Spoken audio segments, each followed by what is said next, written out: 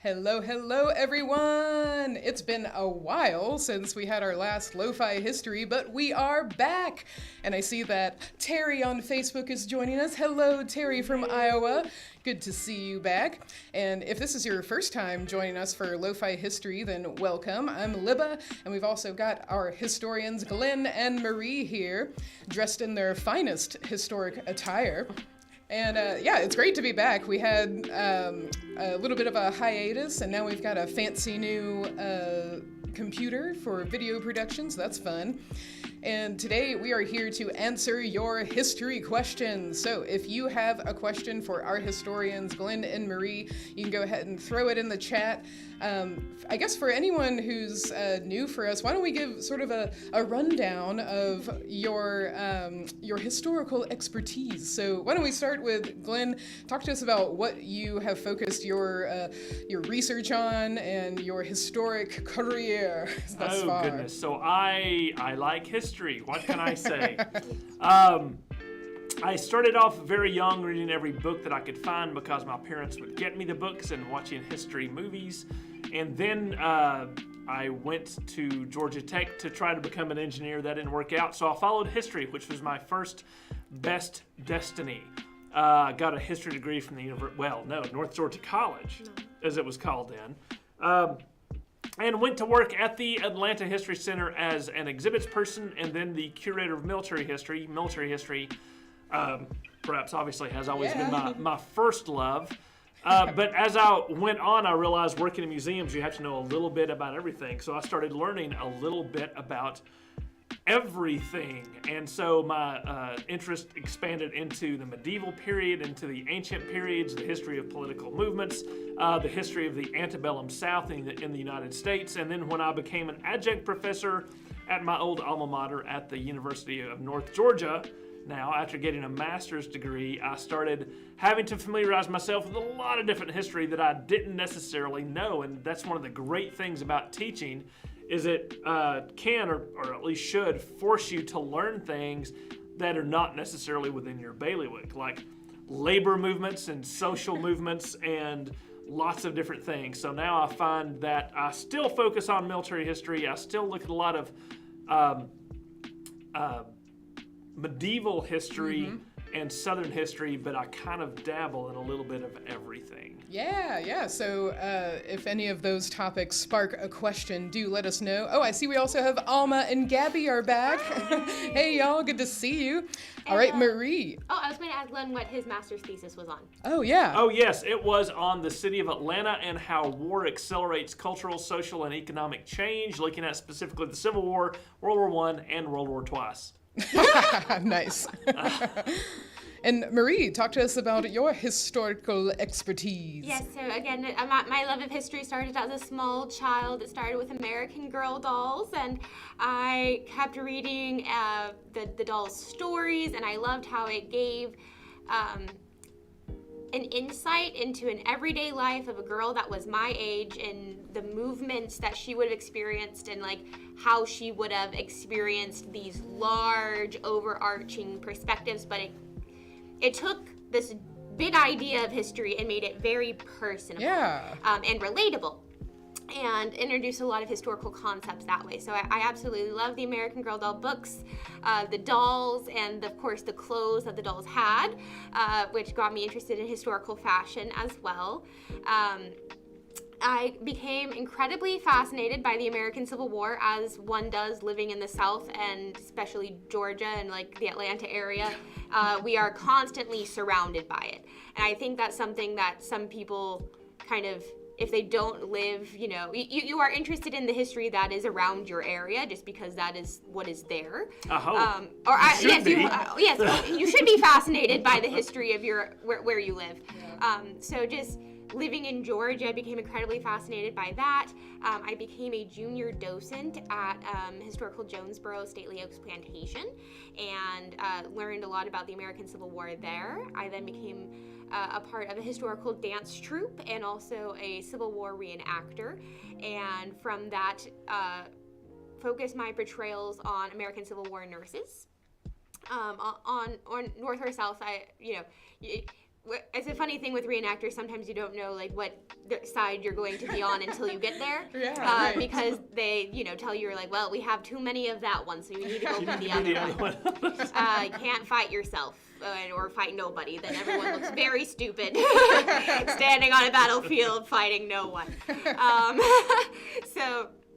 I think that's an interesting thing that some people think like, oh, reenactors. You have this one impression. It's like.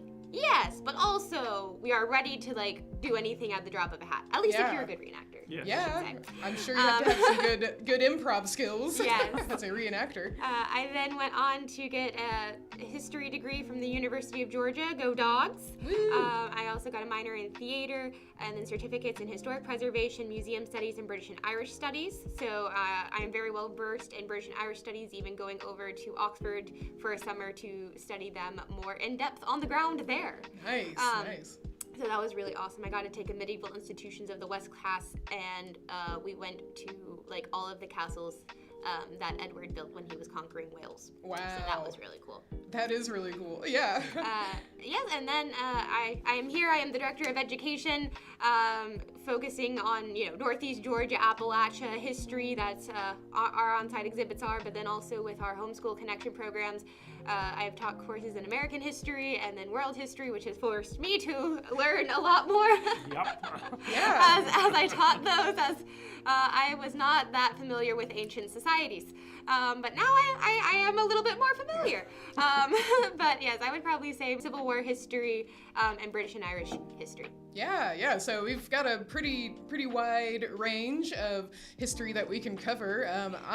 I am Libba Beecham, the director of the Cottrell Digital Studio here, so I run things behind the scenes, but I have also learned so much being at a museum. I've worked at museums in the past. I had the opportunity to work at the National Civil War Naval Museum, which was fascinating, and then coming back home to Georgia after spending some time in Connecticut, I have really enjoyed getting to know Juliette Gordon-Low in particular. I have a background in theater, so there are a few characters that I portray, but Juliette Gordon-Low is my favorite. And if you're not familiar with her, she is the founder of the Girl Scouts, and that I would say I am the resident expert on Juliette Low. So if you have any Girl Scout questions, I can probably help you out there.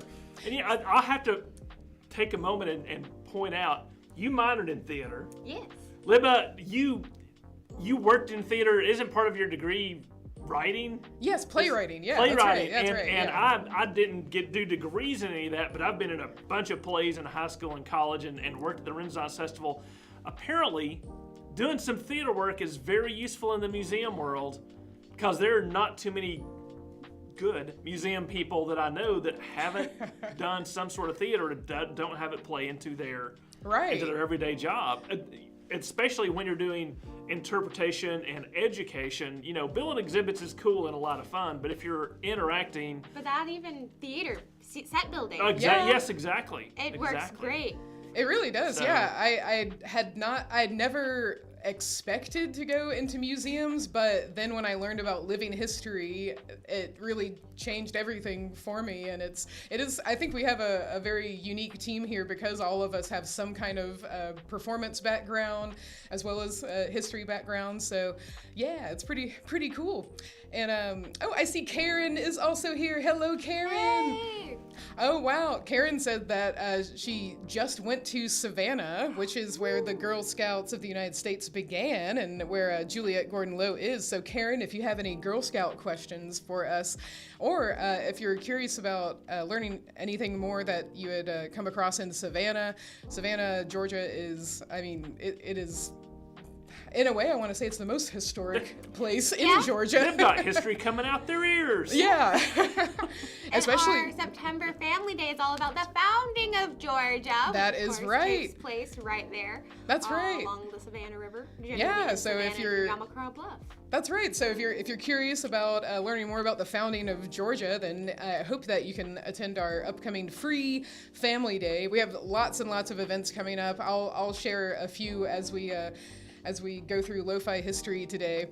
But yes, let us know your questions. Go ahead and chat those. Really anything that you're curious about when it comes to history. So, and Karen, if you'd like to share where you went in Savannah, do let us know. But we always like to start out with learning more about what Glen and Marie are wearing. So while y'all are getting your history questions in the chat, let's learn a little bit about what they're wearing. So Glen, why don't we start with you? What are you wearing? Clothing. No! Well, yes, but this is a jump tunic beret of the British airborne forces in World War II. Specifically, the 12th Battalion of the Devonshire Regiment for the 6th Air Landing Brigade, 6th Airborne Division, who landed in Normandy in preparation for the invasion that was going to take place across the beaches later on June 6th. It's really cool. It's actually the first impression that I ever put together in totality. Oh, that's cool. It's like basic British kit, but then you have to have the airborne stuff. This big jump smock they developed.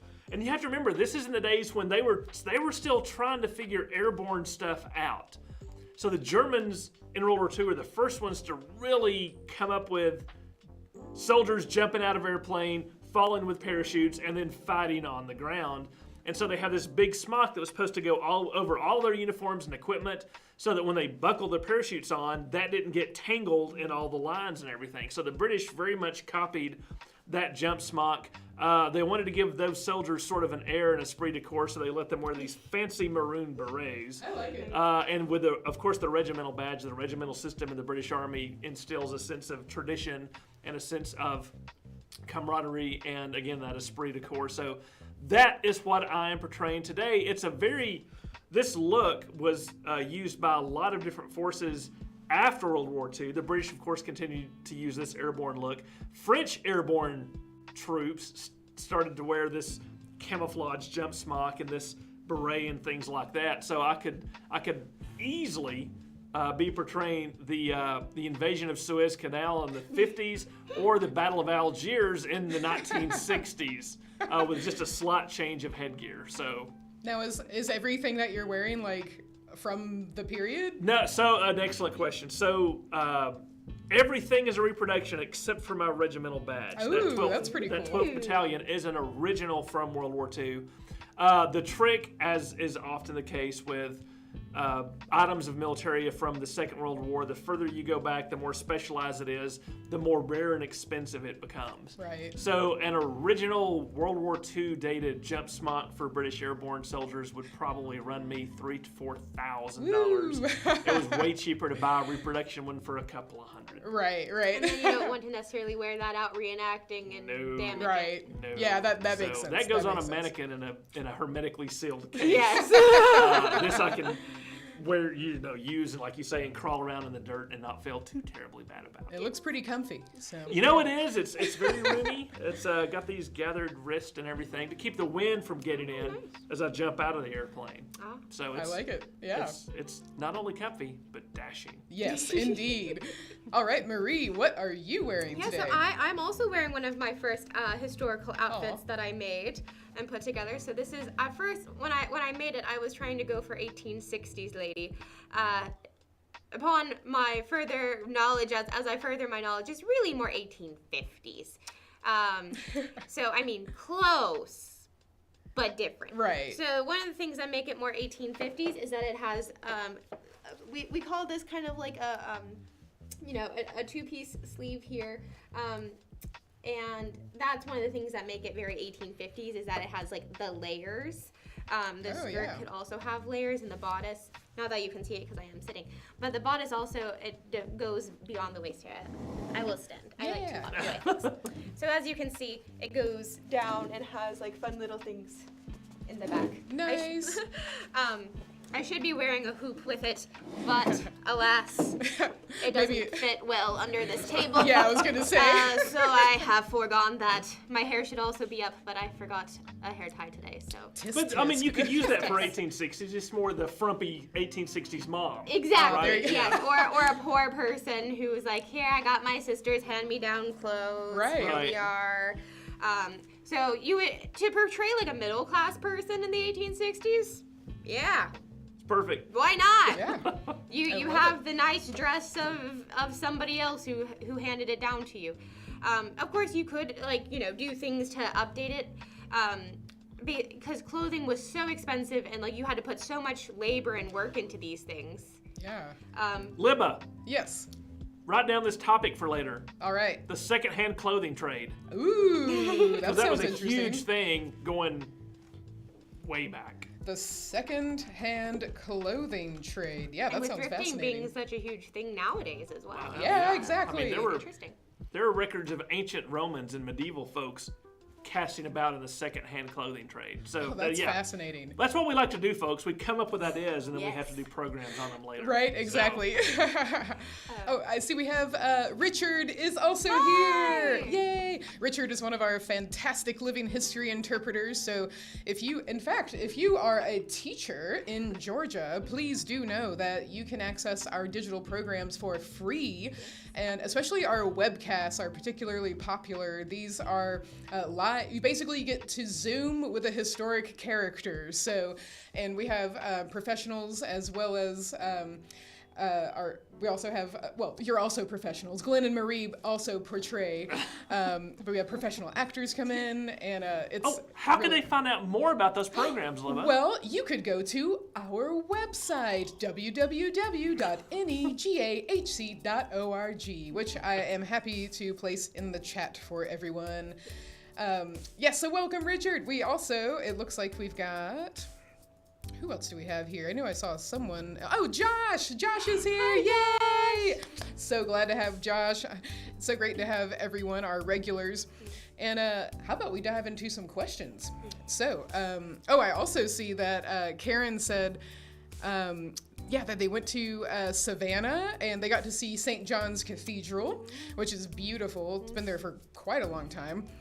And that they were taking out their daughter to see SCAD, which is the Savannah College of Art and Design, a very well-known school, renowned school. Saw SCAD Museum and talked to some students. Ooh, I haven't seen the SCAD Museum. I bet that's really cool. Excellent. And Karen says that her son was not loving the cobblestone. Yes, if you go to Savannah, Georgia, at least on the river front, there's still some cobblestone, which is really fun. Okay, but let's dive into our questions for today. And again, if you're just joining us, go ahead and throw in your history questions into the chat for Glen and Marie. So Terry has our first question of the day, and Terry would like to know more about the Supreme Court and how we got to 9. So whoever wants to take it away, give us the entire history of the creation of the Supreme Court in, a minute. You really need to go back to ancient Roman jurisprudence to look, but we're not going to do that. The Supreme Court's an interesting critter constitutionally because a lot of people thought, like Thomas Jefferson, that the Supreme Court had been given far too much power. And he sort of anticipated that. Everyone else was like, no, it's fine. All they're going to do is have some court cases. It's not a problem. They were literally in the basement of another government building for a long time. Yeah, really? Yeah. No one really cared. But Jefferson was like, you've just, no one elects these people. Mm-hmm. They are appointed for life. There's no way to pull them out once they're in. Pause. Yes. Why as an American institution have something that sounds kind of monarchical in a way? But their thought was, you make them so untouchable that keeps them 100% impartial and beholden to no one. Right? Okay. I mean, many localities, states and municipalities have court judges that are elected. Right. Right? And people are like, well, that means that they could be very much swayed by the electorate. They may not want to rule a certain way if they think they're going to get voted out of office next month. So the idea was to have this group of people that would be totally impartial. Now, how do we get to 9? That's not a constitutional number. It's one of the checks and balances. The president, the executive, appoints the judicial nominees, and they're approved by the Senate, and Congress sets the number of Supreme Court justices that there are. It could be 2. I mean, constitutionally speaking, that's not. Everyone knows that's not a good idea. Right. They also figure that it probably needs to be an odd number so that you don't end up with ties. Right. Now that'd be interesting. Supreme Court tiebreaker. Oh yeah. Right. Yeah. How would that go about? Yeah. Messy. Has there ever been an even number? I think there has for a short time, but really only in one of those transition periods where someone has retired or died, Right, and they're right. trying to fill it, but they can't stop the cases because they got to move stuff through. But it's pretty rare. I cannot name any specifics. Yeah. But 9. We've been at 9 for a good while. I want to say since before the American Civil War, and it just sort of seemed to work. Now. There have been attempts politically to hack the court. That has been recently bantered about. Right. On I think purely political and partisan efforts. It was also tried by FDR during the Great Depression when the court was trying to block so many of the plans of the New Deal that he was putting up, and he's like, well, I know how to fix that. I'll just appoint 4 new Supreme Court justices that I like, and they'll vote for me. And even his own party was like, that's a little too far, Franklin. Yeah. That smacks of totalitarianism, and we're about to get into a war to stop a bunch of that. Right. So maybe don't do that. Yeah. Franklin had some interesting ideas about government that very much changed how our government works today. Right. Yeah. Right. So he was already doing a bunch of things that people were like, hold on about that. Right. Yeah. But this Don't was, go too far. this was probably the furthest he tried to go. And like I said, most of his own party was like, you're just pulling back on that one. Yeah, the Supreme Court is very interesting. It was not originally intended to have the influence that it does until John Marshall, the first Chief Justice, set some things up with some precedents, Ogden case and McCulloch, and of course, Marbury versus Madison, those types of things early on. He's setting the power of the court as the final and great arbiter of every legal and governmental question that comes down the pike, and that's where we're at now. Wow. Because it's 200 plus years of precedent at this point. And Sharon on Facebook mentions that 9 has been the number since 1868. So thank you, so Sharon. it was just after Right the Civil after. War. Yeah. Wow, yeah. And now you mentioned that Thomas Jefferson had some feelings Right. about this. Now, was the Supreme Court created like as part of, all right, we won the American Revolution, now we got to decide how is government gonna be? Yeah. Like from the very beginning, or did? Well, from the beginning of the Constitution. So Yeah. the revolution happens and we win. Yeah. Yay! Yay! Under the Articles of Confederation. The Articles of Confederation were an attempt by the colonial respective governments to come up with a unified approach to achieving independence and setting up a government for the nation. Mm-hmm. But we have to remember that after the Revolution, many of the respective new states considered themselves sovereign, and the union with other states was very, very fragile. Yeah. And some people didn't want it to be very strong at all. Many people considered it 13 new nations and Wow. not necessarily a conglomeration.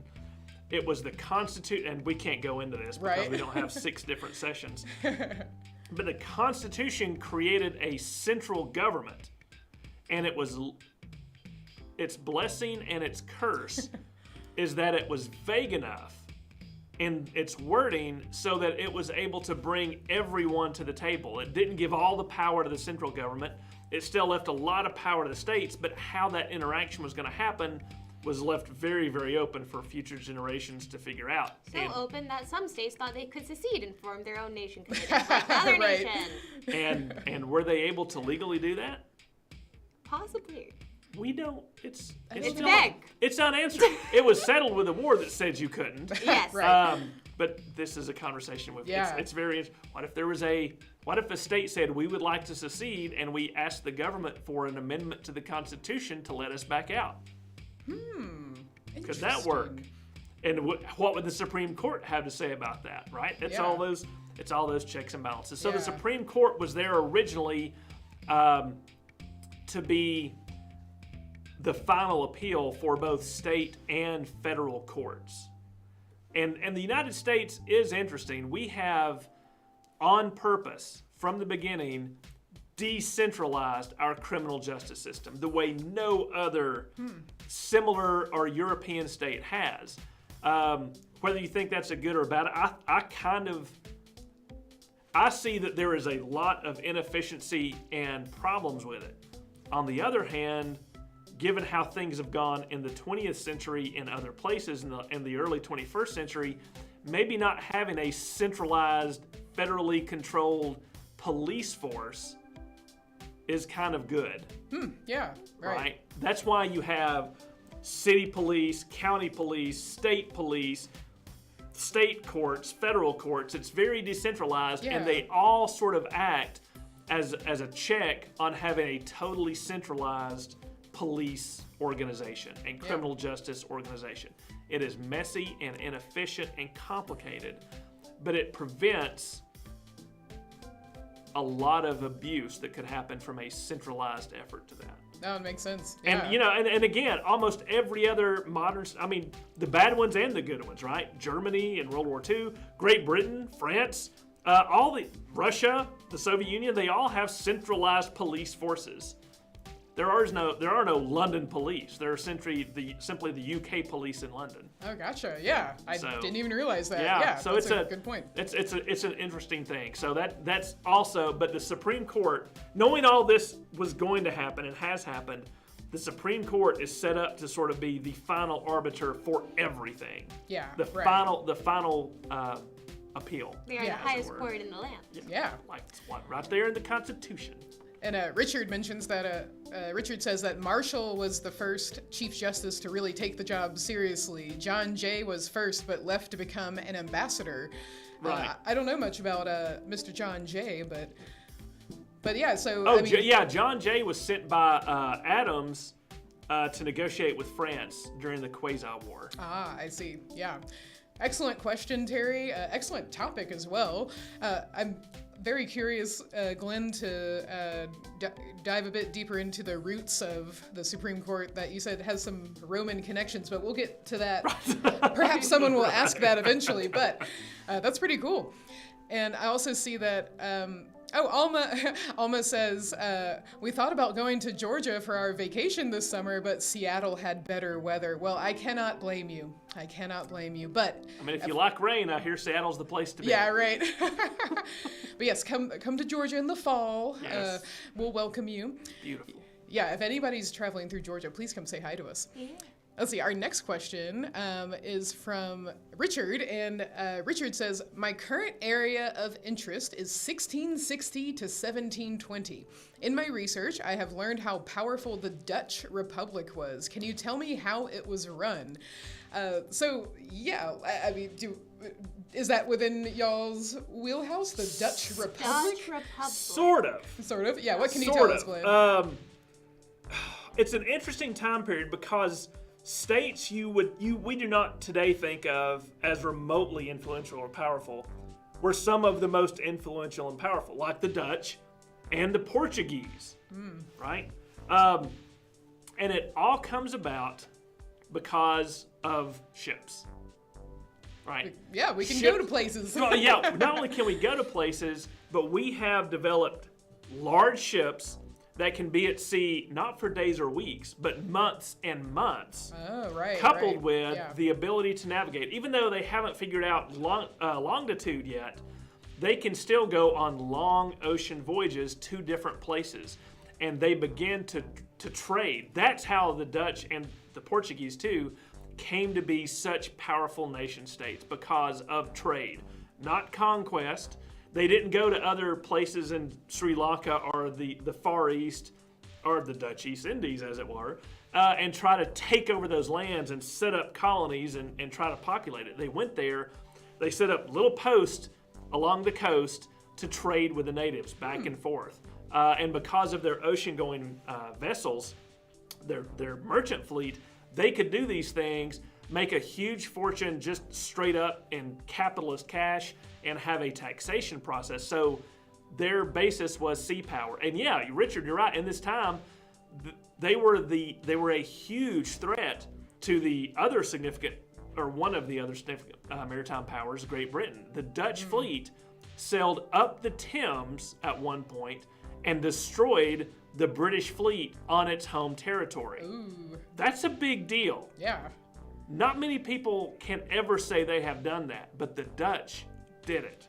And therefore the Dutch proved the largest existential threat that the British and the British Navy had for centuries. And was it the ability to travel by ship that gave them so much more power, or did this grow over time and evolve? Or? It was the technology of the ships, the technology and science of navigation, coupled with setting up capitalist systems for funding and for organizing trade Okay. on individual company levels and on national businessy levels, right? It's all about funding is what happens. And when you fund it, you're able to have a huge merchant fleet. When you have a large merchant fleet, you need something to protect it.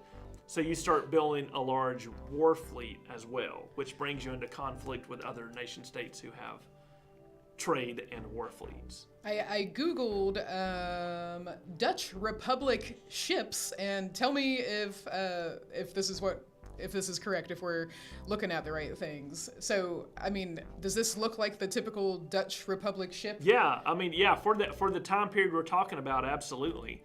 Very classic looking. Yeah, but still a little more clunky than what you see later on in the 18th century and early 19th centuries. But it's that beginning, right? Nice. It's that beginning of when you combine a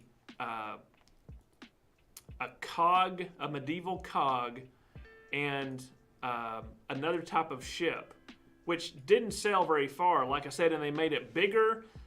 They used jib sails, so it wasn't just square rig; they could be triangular rig too, to sail against the wind.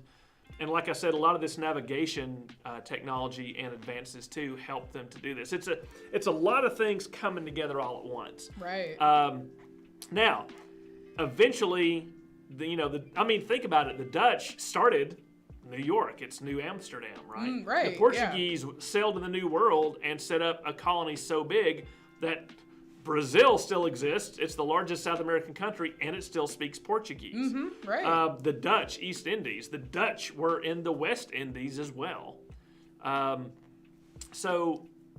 they didn't, like I said, they didn't conquer the lands. They didn't the Portuguese did colonize what came to be Brazil, but the Dutch not so much. They were more interested in the pure trade and making money. And that's in effect how the British were able to finally overcome them, because the British, in trying to compete with them and losing this massive fleet after the Dutch sailed up the Thames, meant they were broke. And thus you have the beginnings of the Bank of England. And the Bank of England is what helped Britain get back on its feet, build a new fleet to go fight the Dutch, and eventually win. Now, is there some big war between the Dutch and the British that I should know? What? I want to say there are 3. There are 3? Anglo-Dutch Wars that all took place. Okay. And yeah, look up Anglo-Dutch Wars. Yeah. They all took place within about a 50 to 60 year period. Google will know more than I will off the top of my head. But yeah, there are not 1, not 2, but 3 Anglo-Dutch Wars. I'm looking at Wikipedia, and it even has a 4th war. Oh, I'm sorry. There are 4. Wow. That's a big no topic. one knows about those. We don't talk about the Anglo-Dutch Wars because the Brits lost a couple of them. Yeah. So. We don't talk about the ones we lose. Right. Well, thank you, Richard. That's a fascinating topic, and I hope that was helpful. Yeah. Oh, I also see Laura is back with us. Hey, Laura. Good to see you. Do let us know if you've got a question for us today. But we're going to move on to Josh's question. So Josh says, what if Canada, and of course we have to have our what if for Josh. But what if Canada was taken either during the Revolutionary War or the War of 1812? Now, let's just start with Revolutionary War. Was there even an opportunity for the British at that point, American colonists, to take Canada? What's the deal with Canada during the Revolutionary War? So Canada is a colony, of which they had very recently, however, taken from France. So there are a lot of French speakers, of Catholics still in what at that point was a couple of different British colonies, Quebec, I can't remember. I think Montreal was still technically within Quebec. I'm thinking it's like there's Quebec and the St. Lawrence, and then there's all the other stuff to the west of it had another name that I can't remember off the top of my head. But yes, the Americans, the 13 colonies Americans, were just sure that if we could get an armed force up there, that the Canadians would jump at the chance to throw off British rule as well. It's very odd that an area that had been conquered so recently by the British were pretty loyal to the British. Yeah, they didn't want to. I feel if they had the desire, this would have been an opportune time. Right. And American, one of the earliest actions, Benedict Arnold, in the middle of winter, has this audacious plan to march an army north, go to Quebec and take it. And therefore, if you take Quebec, you've taken the entire province from Great Britain. Yeah. Because that's what happened in the French and Indian War, right? Uh-huh. So they go up there, an entire force in the middle of winter. They go through incredible depredations and trials to get up there. They attack the city. The attack doesn't go well. It's this close to happening, but they get to the gates, and the entire force is obliterated by a couple of well-placed musket volleys and cannon shots. Arnold is wounded in the leg for the first time, and the attack fails, and they have to retreat and go all the way back in the middle of winter, back down to American territory. So the Americans and Washington fully approved this, right? Washington was all about trying to take Canada. Didn't work, and part of the reason they were able to the Canadians were able to resist this American force so much is because the Canadians, the British, didn't want to go over. They wanted to stay loyal because they had been treated pretty well. Turns out life under the British Empire must have been way better than under the French king. Yeah, I guess so. But it's very interesting that after that, Canada was never on the table as someone who was going to join in the revolution. And as a matter of fact, at least one other major British offensive launched out of Canada to get down into the colonies and try to take out the Continental Army. Now, so do I understand correctly that Canada is under British rule during the Revolutionary War? So did the Canadians actually join in the army? I mean, were they British, or were they French and then British took over? Yes. The Canadian militia is an interesting critter. Most of the regular British forces were British soldiers who had been recruited in Ireland or Great Britain and had been sent across. Okay. But Canada had a pretty effective irregular militia system that proved a thorn in the side of the British during the French and Indian War. And then during the American Revolution, they fought very well against the Americans on the side of the British. Gotcha. So, Now, let's talk about the War of 1812. Was there, you said that we didn't even want to touch Canada, even try to... 1812, that was one of the points the Warhawks wanted to declare war for. Even our man, Mr. J, in a letter said that taking Canada would be a mere matter of marching. Oh, really? Yes. Well, because that's a hot border right there. Yeah. In 1812 is the American-Canadian one. Up on the Great Lakes, whew. So give us some context. What's going on around this time? I mean, some of our viewers may not be super familiar with the War of 1812. They may know it when it took place, but yeah, I know. Started in 1812. Yes. Or but did it? Yeah. You can watch our entire live stream on the War of 1812 right. on our YouTube channel to learn more, but Oh. give us a brief rundown of what's going on. The War of 1812 really should be seen as a smaller subset of the larger Napoleonic Wars going on in Europe. America had tried to stay neutral because not so much of good reasons and morality causes, but because they could sell to both sides and make a lot of money. When it finally got to the point where the British were pushing them too hard, war hawks and the American government said, well, we're going to go ahead and declare war against the British. So one of the reasons they wanted to do that was to teach the British a lesson, to take over a lot of Indian lands that the British had been helping, and to take Canada.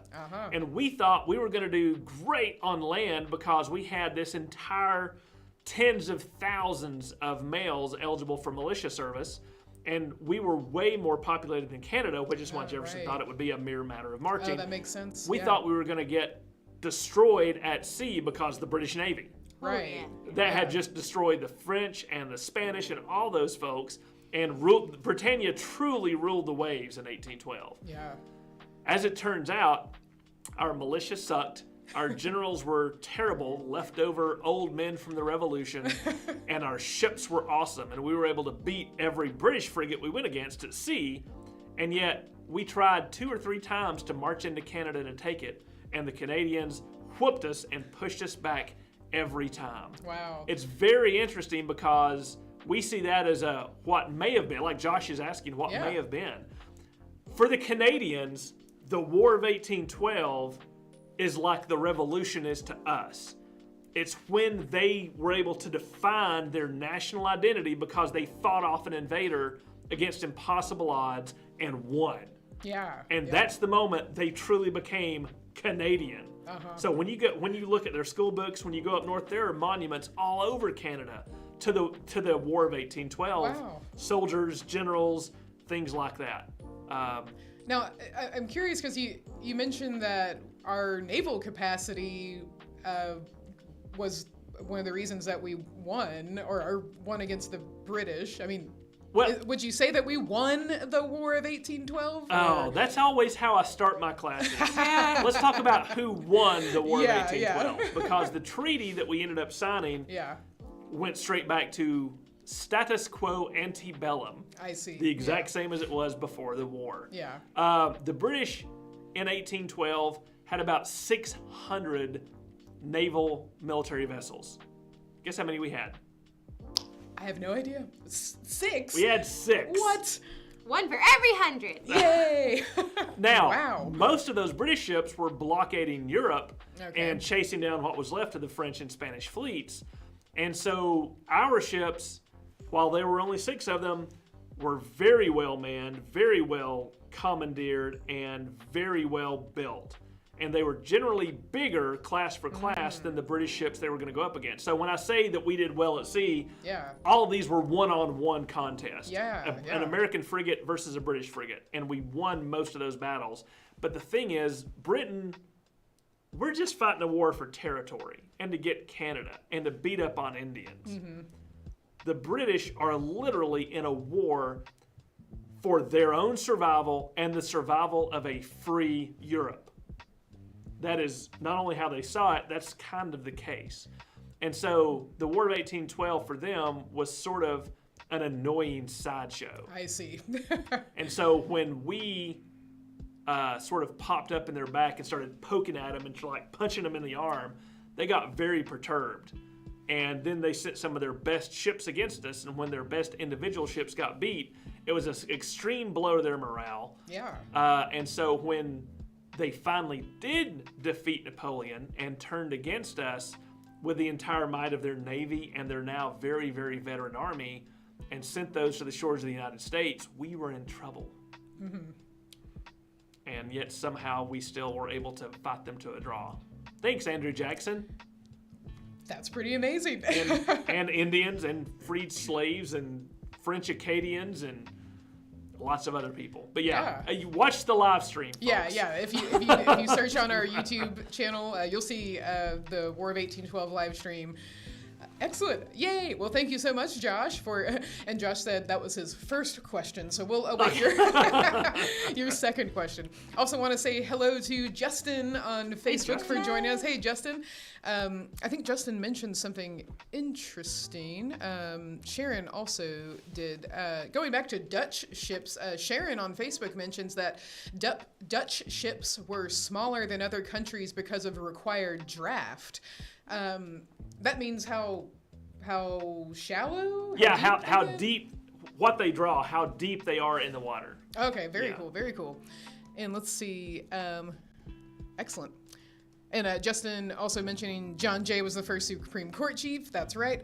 Oh, and I believe Richard told us that it was pretty much known as Upper and Lower Canada. Right. Yes. Yeah. That's it. Yeah. I think. Oh, my. Sorry, I'm scrolling up in the chat. There we go. Hard to keep up with everybody. There we go.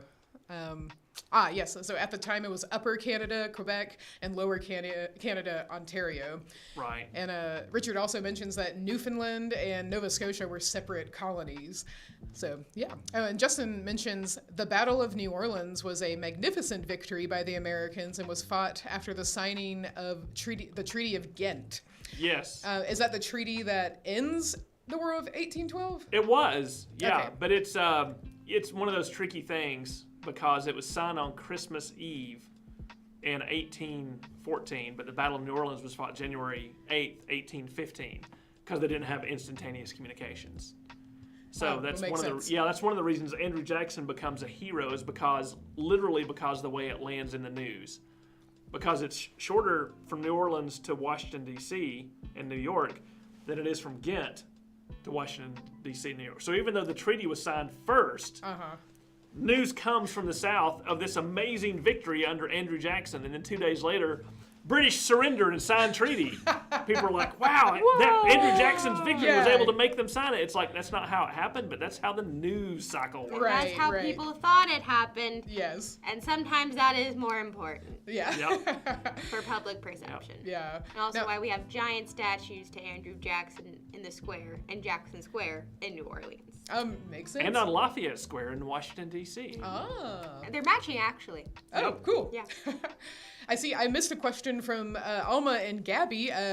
Alma and Gabby say, greetings from Seattle. We're traveling today. Oh, wonderful. And Gabby is auditioning for Elf the musical. Gabby is one of our regulars who is quite theatrical. And she may end up in a museum too. Yeah. That's right. Yeah, that's right. Now, Gabby is curious to know about the history of elves and Santa. I think perhaps we should start with Santa first. Or, I don't know, what do you think? I guess elves predate Santa, the idea of an elf. Glenn, you could probably tell us a little bit about elves, and I know that, Marie, you know plenty about Santa. I have done massive research on Santa. Yeah, so track that man down. Yeah, so Glenn... He lives at the North Pole. Obviously. Yeah, we've been trying to set up an interview. I know. He won't answer our Zoom call. Yeah. He won't. Oh, elves. Yeah. Oh. They go back very far. The fairy folk. The Fae. The Fae. Go way back, mostly for the purposes of this discussion, to ancient Europe under the Celts, the Druids, and spirits to describe things that could not necessarily be described at the time any other way. The awe of nature. Yeah, and and it's just they're always otherworldly, mysterious creatures who have interesting gifts, powers, and abilities. Usually they are smaller and more thin and waspy, more wafy, but not always. And they have taken on, whenever you need an exotic, non-human, but still friendly to human aspect of a story, they usually draw elves in, right? For Santa Claus, for his helpers, for Tolkien, looking at his world and the Hobbit and the Lord of the Rings and very the Silmarillion. Different elves. Very different. The Keebler elves. Yep. There's and even like in King Arthur, the elves. And many times, especially in those older pagan stories, they're not good Right. and friendly. They're actually forces of mischief at best, chaotic anger, and murderous little critters at worst, who will come through the veil of a different world and steal a baby, or steal your soul, or kill you, and then drag you back into the fairy world. Yikes. Yeah. Fairies are also they play a large part in Shakespeare. Yeah. Midsummer's Night Dream. You have Oberon and Tatiana or Tatiana, and they aren't the best.